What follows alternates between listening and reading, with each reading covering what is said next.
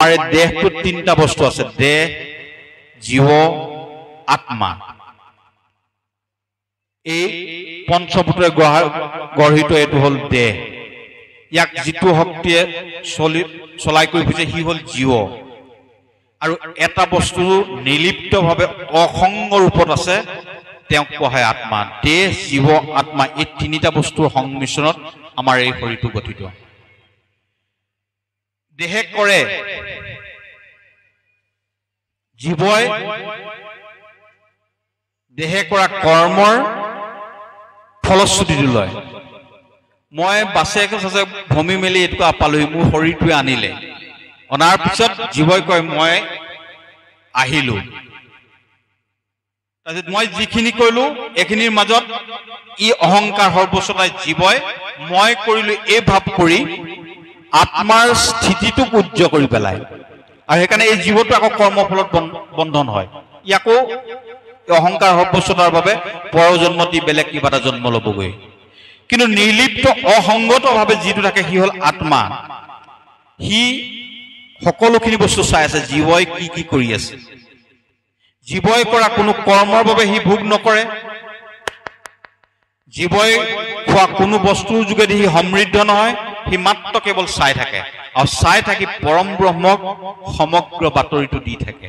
আৰু তাৰপিছত মোৰ পৰৱৰ্তী জন্মটো ইয়াৰ যোগেদি সাধিত হ'ব, এই আত্মাৰ যোগেদি। সেইকাৰণে কৈছে হে পৰীক্ষিত, ভগৱান সৰ্বসাক্ষী, সকলোতে সাক্ষী ৰূপে আছে। জড় চৈতন্য সকলো মাজতে আছে।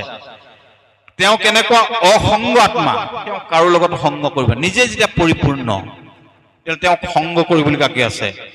যাৰ বাবে আত্মাস্বৰূপী মায়াবিলাসীৰ বাহিৰে তেওঁৰ জন্ম কৰ্মৰ অন্য কোনো কাৰণ নাই।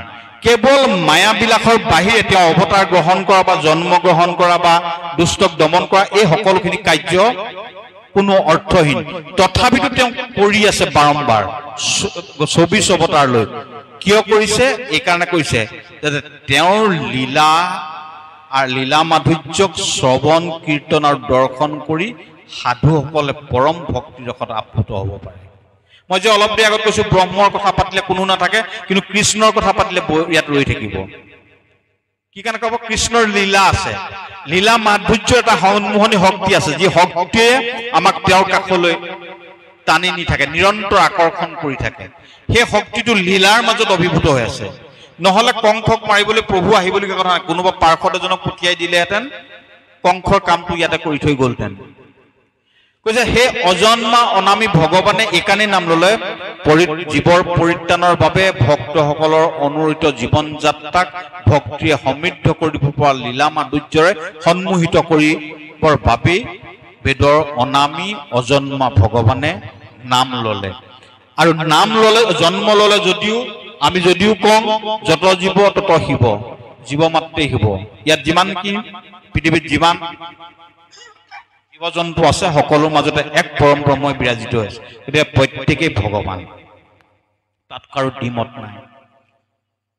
দ্বিমত এইকাৰণে থাকিব নালাগে, সকলোৰে মাজত পৰম ব্ৰহ্ম আছে। গতিকে এই আসনখন আছে বাবেহে এই স্থানটো আমাৰ সেৱাৰ যোগ্য। ভগৱান আসনতহে আছে।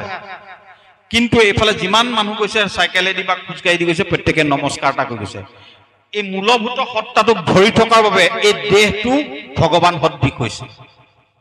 গতিকে মই যদি মূলভূত বস্তুটোক ধৰি আছো, এই কথাটো ভাবি যদি মই মোৰ এই শৰীৰটোক পবিত্ৰভাৱে সংযতভাৱে যদি ৰাখিব জানো, মোৰ এই শৰীৰটোকো কোনোবাই নমস্কাৰ কৰিব। যিসকলে জানিব পাৰিছে তেখেত ভগৱত তুল্য, তাত কাৰো দ্বিমত নাই। কিন্তু যদিও সকলোৱে আমি ভগৱানৰ অংশ, তথাপিতো কৈছে যে শাস্ত্ৰসন্মত যি 24 ভাগ অৱতাৰৰ কথা কৈছে, সেই 24 ভাগ অৱতাৰেহে মুখ্যতঃ ভগৱান ৰূপে স্বীকৃত। তাৰে ভিতৰে 10 ভাগ বিশেষভাৱে স্বীকৃত। মৎস্যকুৰ্ম নৰসিংহ বৰা আদি কৰি 10 ভাগ। ভগৱানৰ অজন্মা অনামী ভগৱানে জন্ম ললে, আৰু জন্ম ললে যদিও তেখেতৰ মুখ্য অৱতাৰ কিমান? 24। আৰু তাৰ দ্বিতীয় প্ৰশ্নটো কৈছে, ষষ্ঠ প্ৰশ্নটো কৈছে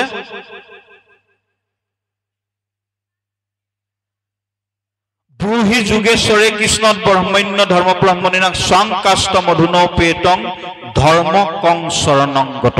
6 নম্বৰ প্ৰশ্নটো হৈছে ধৰ্মৰক্ষক ব্ৰাহ্মণ উপাসক যোগেশ্বৰ শ্ৰীকৃষ্ণদেৱে স্বধামলৈ গতি কৰাৰ পিছত ধৰ্মই ক'ত আশ্ৰয় গ্ৰহণ কৰিলে? শৌনকাদি ঋষি এইটোৱে 6 নম্বৰ প্ৰশ্ন।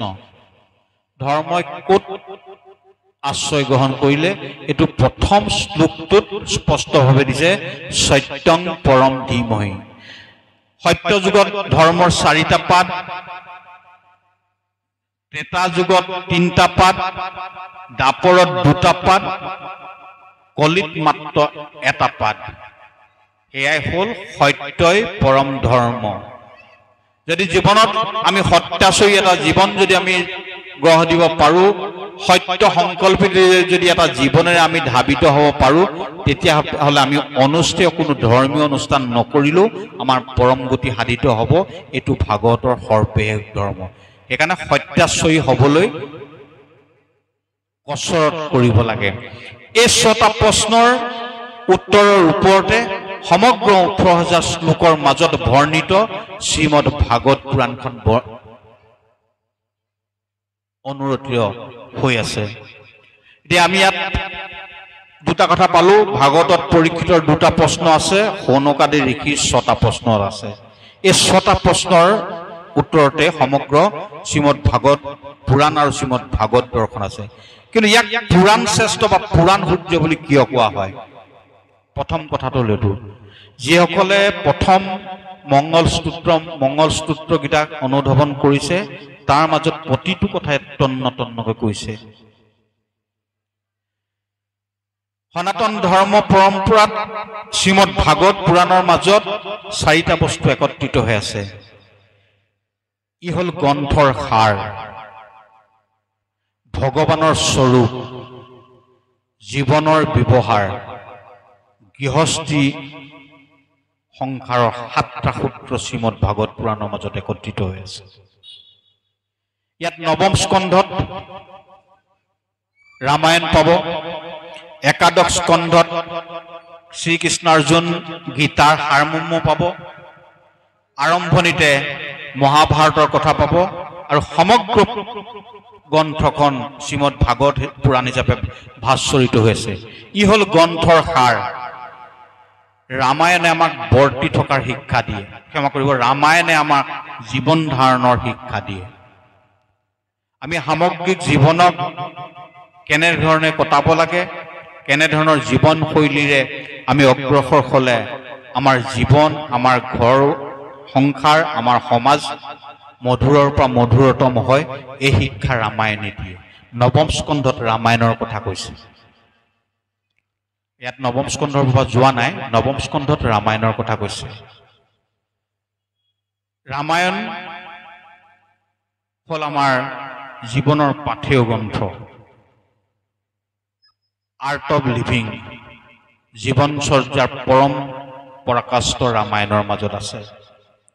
ভাইৰ লগত কেনে সম্পৰ্ক হ'ব লাগে, ৰজা আৰু প্ৰজাৰ কেনে সম্পৰ্ক হ'ব লাগে, ৰজা আৰু ভিত্তৰ কেনে সম্পৰ্ক হ'ব লাগে, ধৰ্মিষ্ঠ ব্যক্তি আৰু নিকৃষ্ট চাণ্ডালৰ মাজতো কেনেকৈ সুহৃদয়তা গঢ়ি তুলিব পাৰে, কেনেকৈ উত্তৰিত জীৱনৰ সোৱাদ ল'ব পাৰিলে জন্মৰ শ্ৰেষ্ঠতা বা জন্মৰ নিশ্ৰেষ্ঠতাক অতিক্ৰম কৰিও মানুহ মহামানৱীয় হ'ব পাৰে, সমগ্ৰ শিক্ষা ৰামায়ণৰ মাজত আছে। আজি চাওক, আজি সমাজ জীৱনত কোনোবা এজন, আজিতো আমাৰ বিশেষকৈ হিন্দুসকলৰ ল'ৰা ছোৱালীৰ সংখ্যা কমি আহিছে, কিন্তু যদি চাব কোনোবা এজন দেউতাকৰ 3টা সন্তান আছে, প্ৰথম অৱস্থাত ঠিকেই আছিলে, বিয়া বাৰু কৰাৰ পিছতে 3জন 3 ভাগে হ'ল, 3জন 3 ভাগে হ'ল, তাৰপিছতে ইজনে সিজনৰ বদনাম গাবলৈ আৰম্ভ কৰে। যিখন ঘৰত সেই 3জন সন্তান একেলগে থাকোঁতে মাক বাপেকৰ দিনত সমগ্ৰ মিতিৰ কুটুমে আহি পৰিতৃপ্তি লভিছিল, সেইখন ঘৰত 3 ভাগ হোৱাৰ পিছত মানুহ আহিবলৈ বেয়া পায়, কিয়নো ইঘৰলৈ গ'লে সিঘৰে বদনাম গায়, সিঘৰলৈ গ'লে সিঘৰে বদনাম গায়। এই যিটো এক সহোদৰ হৈও আমাৰ মাজত যিটো সম্প্ৰীতি আমি গঢ়িব নোৱাৰিলোঁ, সেই সম্প্ৰীতিহীনতাৰ বিপৰীতে ৰামায়ণৰ স্পষ্ট নিৰ্দেশ, ৰাম লক্ষ্মণ ভৰত শত্ৰুঘ্নৰ জীৱনচৰ্যাৰ